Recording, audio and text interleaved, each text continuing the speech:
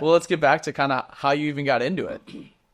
Totally by chance. When I was a kid, I was very shy.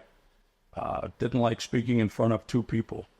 Really? And no, this is the last job I would have ever considered.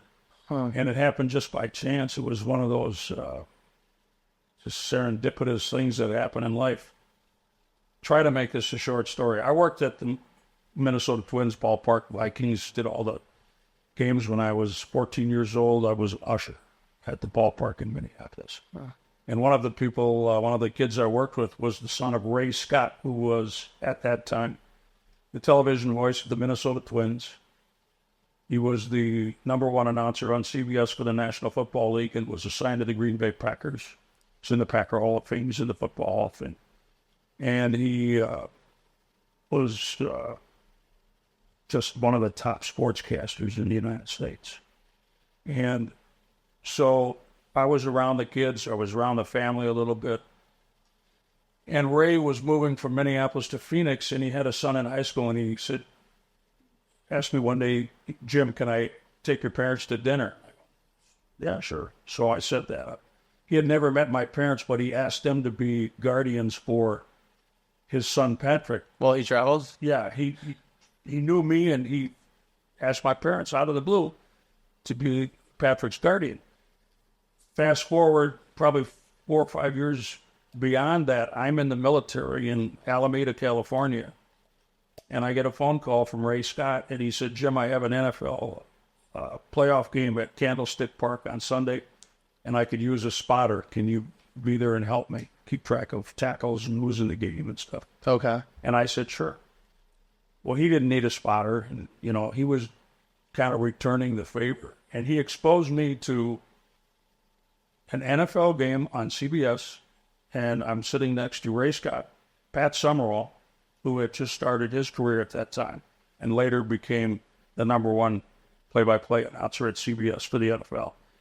And I'm thinking, holy cow, this is amazing. Yeah. The spectacle of that was incredible. And that's when I got the bug. That day I thought, ooh, this is kind of cool. And so when I got out of the military, I went back to school in Minneapolis and went to a 2-year program because universities didn't have programs for on-air people at that time. Mm-hmm. And I started in Knoxville, Iowa, small town, 6,000 people in radio. And after that, I moved to television in Sioux City, Iowa. I went to Peoria, Illinois, Madison, Wisconsin. And then I came to Milwaukee in 1980. Wow. And when I got to Milwaukee very shortly after I started working here at Channel 6, I thought that maybe this would be a place that, well, not at that point. I didn't think I would stay necessarily. In fact, I thought about leaving to go to a bigger market. And for some strange reason, somebody I used to work with at Channel 6 called me on the phone and asked me if I'd be interested in doing the Bucks and the Brewers. Mm. And I said yes in about 10 seconds.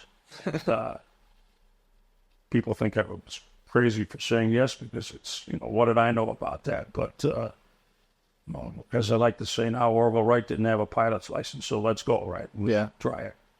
Give it a shot and see what happens. And at that point, when I started doing those two sports, then I knew I'd probably stay in Milwaukee if I possibly could. And it turned out at 7 seasons with the Brewers and 35 seasons with the Bucks. So it turned out very well. So that's a condensed version of how I got from nothing to where I retired from. Uh-huh. And you weren't a Bucks or Brewers fan growing up, were you? I grew up in Minneapolis, so, it was Minnesota Twins. I worked a lot of baseball games. I worked all the Viking games.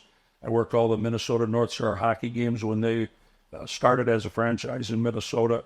And so that's where I hung out when I was in middle school, high school, partly my college time. I was at the ballpark. And it's really the only job I had from 14 to probably 20 or 21.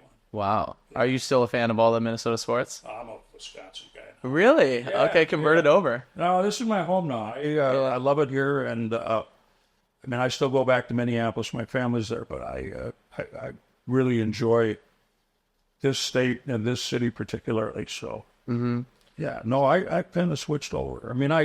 I keep an eye on the Vikings and the Twins, but these are my teams here. It's also hard when you know all the players here too. Yeah, Like you're friends with them and want to root for them. Some of the Bucks guys, it doesn't take long to have them not know who I am. I've been retired for 3 years, and some of the guys on the team that don't know who I am, and I've never met them, so it changes very quickly. But, True. Over the 35 years, a lot of relationships and friendships. Friendships in a professional way, not friendships in a personal way. Okay. I always kept a buffer between myself and players, simply because if I had to say something they might not like, I didn't want to feel like I couldn't say it, and I didn't want them to be offended that a person they considered a close friend was getting on their case. So you want to keep that buffer. And I think I did that fairly successfully over my career, and it worked pretty well. But the professional relationships with people, they respect that because they're professionals, and then they see us trying to be professional on our side of the business too. So it worked out pretty well. Was there ever an instance where you talk bad about somebody and they were your friend, or did you always have that buffer in mind? How did you kind of come up with that? Well, I had the buffer in mind. It was always, my premise was to not get close enough to people where I could offend them on a friendship basis. And it was always like that? Yeah, it was always like that. And then a young guy named Giannis Antetokounmpo showed up. And,